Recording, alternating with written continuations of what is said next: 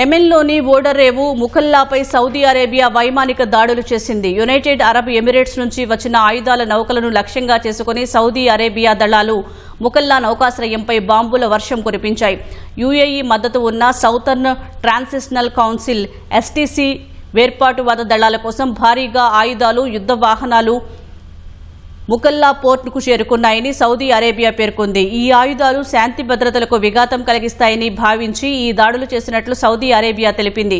యుఏఈలోని Fujairah ఓడరేవు నుంచి వచ్చిన 2 నౌకలు తమ ట్రాకింగ్ పరికరాలను నిలిపివేసి రహస్యంగా ఆయుధాలను అన్లోడ్ చేసినట్లు సౌదీ ప్రెస్ ఏజెన్సీ వెల్లడించింది.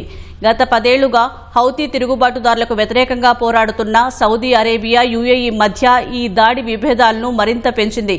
సౌదీ అరేబియా ప్రభుత్వం నేషనల్ ఫీల్డ్ ఫోర్సెస్ కు మద్దతు ఇస్తుండగా వేర్పాటువాద ఎస్టీసీ దళాలకు యుఏఈ అండగా నిలుస్తోంది.